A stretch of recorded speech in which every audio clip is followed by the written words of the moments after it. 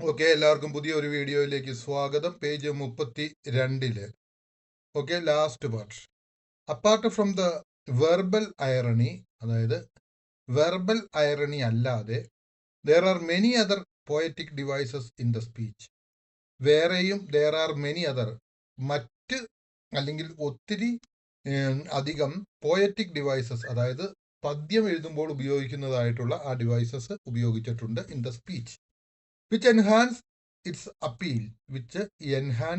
appeal, അതായത് enhance എന്ന് വെച്ച് കഴിഞ്ഞാൽ ഇംപ്രൂവ്, അല്ലെങ്കിൽ കുറച്ചുകൂടി മനോഹരമാക്കി തീർക്കുക, അല്ലെങ്കിൽ കുറച്ചുകൂടി ഉചിതമാക്കി തീർക്കുക. ഇറ്റ്സ് അപ്പീൽ എന്ന് വെച്ച് കഴിഞ്ഞാൽ വായനക്കാരിൽ കൂടുതൽ ഇൻട്രസ്റ്റ് ഉണ്ടാക്കുന്നതിന് വേണ്ടിയിട്ട് ഉപയോഗിച്ചിട്ടുണ്ട്. എന്ത് വെർബൽ ഐറണി അല്ലാതെ മറ്റു പല പോയറ്റിക് ഡിവൈസസ്.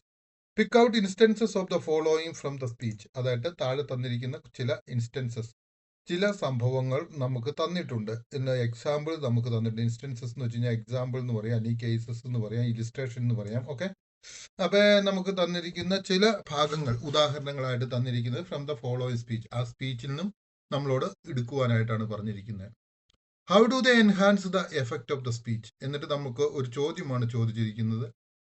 ഇതെല്ലാം, ആ ഡിവൈസസുകളെല്ലാം എങ്ങനെയാണ് ഈ സ്പീച്ചിനെ കൂടുതൽ എൻഹാൻസ് ചെയ്യുന്നത് എന്നുള്ളതാണ് നമ്മളോട് ചോദിച്ചിരിക്കുന്നത്. ആ സ്പീച്ചിനെ എങ്ങനെയാണ് കൂടുതൽ ഇംപ്രൂവ് ആക്കുന്നത്, അല്ലെങ്കിൽ കൂടുതൽ ആളുകളിൽ ഉദ്ദേശിച്ച ഫലം ഉളവാക്കുന്നത്. The effect of the speech.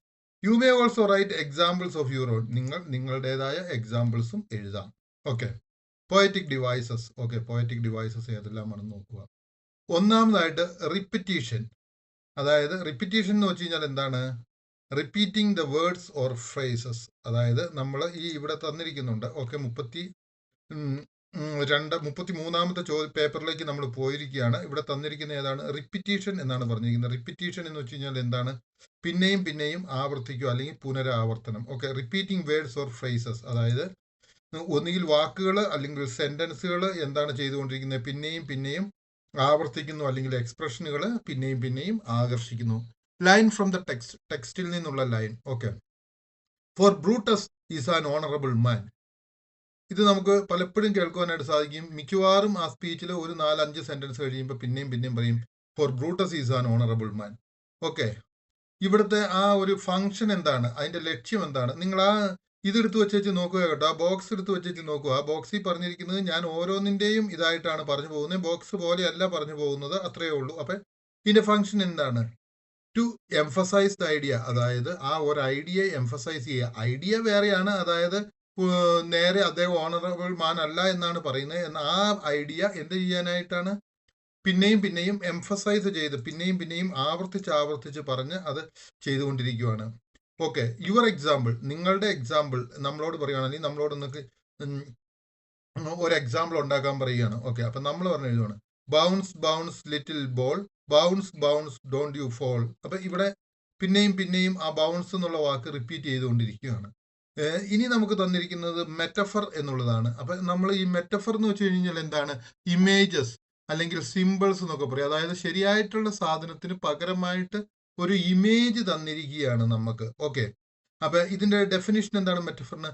Comparison of two unrelated things. ഇവിടെ എന്താണ് സംഭവിച്ചുകൊണ്ടിരിക്കുന്നത്? രണ്ട് സാധനങ്ങളെ തമ്മിൽ താരതമ്യം ചെയ്തെടുത്തുകൊണ്ടിരിക്കുകയാണ്. പക്ഷെ ഈ സാധനങ്ങൾ തമ്മിൽ യാതൊരു ബന്ധവും ഇല്ല. ഉദാഹരണത്തിന് line from the text, lent me your years. Lent me എന്ന് വെച്ച് കഴിഞ്ഞാൽ, ലെൻഡ് എന്ന് വെച്ച് കഴിഞ്ഞാൽ നമുക്കറിയാം എന്താണ് അർത്ഥം? ലോൺ കൊടുക്കുക എന്നോ അല്ലെങ്കിൽ കൊടുക്കുക എന്നൊക്കെയാണ് ഇവിടെ അർത്ഥം. അപ്പൊ ശരിക്കും ഈ അർത്ഥം ഇവിടെ കൊടുക്കാനായിട്ട് സാധിക്കില്ല. യുവർ ഇയേഴ്സ് എന്ന് വെച്ച് കഴിഞ്ഞാൽ നിങ്ങളുടെ ചെവികൾ കൊടുക്കുക, അല്ലെങ്കിൽ നിങ്ങൾ ലോൺ കൊടുക്കുക എന്നുള്ളതല്ല ഇവിടുത്തെ അർത്ഥം വരുന്നത്. പക്ഷെ നിങ്ങൾ കേൾക്കുക എന്നുള്ളതാണ് ഇവിടെ അർത്ഥം വരുന്നത്.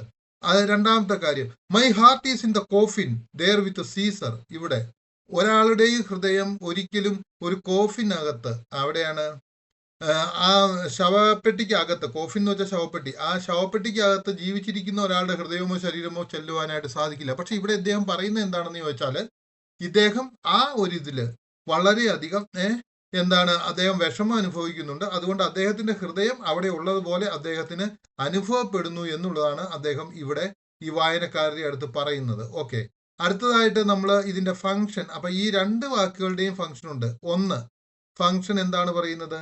Mark Antony is not asking for the literal ears. ഇവിടെ നമ്മളൊരു കാര്യം മനസ്സിലാക്കുക, മാർക്ക് ആന്റണി ശരിക്കും അവരുടെ ആ ഹൃദയം അല്ലെങ്കിൽ ചെവികളല്ല ചോദിച്ചിരിക്കുന്നത്, ശരിക്കുമുള്ള ചെവി അല്ല മാർക്ക് ആന്റണി അവിടെ ചോദിച്ചിരിക്കുന്നത്. പിന്നെ എന്താണ് ചോദിക്കുന്നത്? Mark Antony is asking for literal ears, he is using this metaphor. അദ്ദേഹം ഇതൊരു മെറ്റഫർ ആയിട്ട്, ഒരു ഇമാജിനറി ആയിട്ട് ഉപയോഗിച്ചുകൊണ്ടിരിക്കുകയാണ്.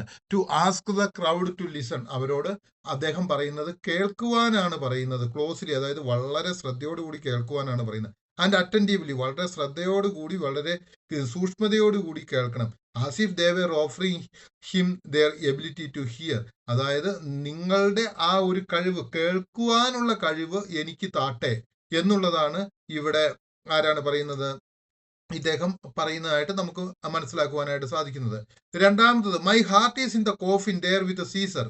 ഓക്കെ എന്ന് പറഞ്ഞാൽ എൻ്റെ ഹൃദയം അവിടെ സീസറിനോടൊപ്പം ശവപ്പെട്ടിയിലാണ് എന്ന് പറയുന്നതിൻ്റെ, അദ്ദേഹം ആ പറയുന്നതിൻ്റെ അർത്ഥം എന്താണെന്ന് ചോദിച്ചു കഴിഞ്ഞാൽ, ശരിക്കും അദ്ദേഹത്തിൻ്റെ ഹൃദയം അവിടെ ശവപ്പെട്ടിയിൽ സീസറിനോടൊപ്പം ആണ് എന്നല്ല അദ്ദേഹം ഉദ്ദേശിക്കുന്നത്. പക്ഷെ അദ്ദേഹം പറയുന്നത് എന്താണ്?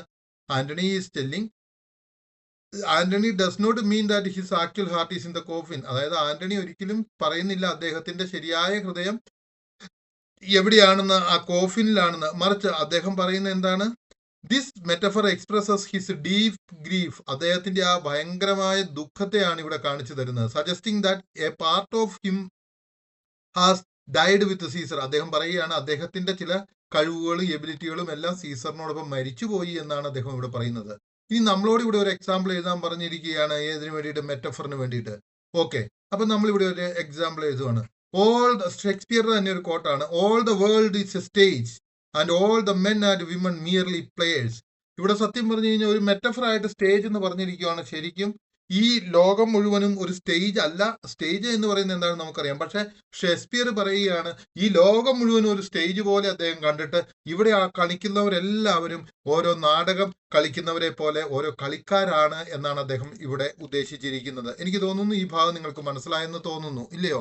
ഇത് കൃത്യമായിട്ട് നിങ്ങൾക്ക് മനസ്സിലാവുന്നുണ്ടെന്ന് വിചാരിക്കുന്നു. ഇനി നമുക്ക് എന്ത് ചെയ്യാം? അടുത്ത ഒരു വീഡിയോയിലേക്ക് പോകാം. അടുത്ത 3 നമ്മൾ പുതിയൊരു വീഡിയോയിൽ പഠിക്കുന്നതായിരിക്കും.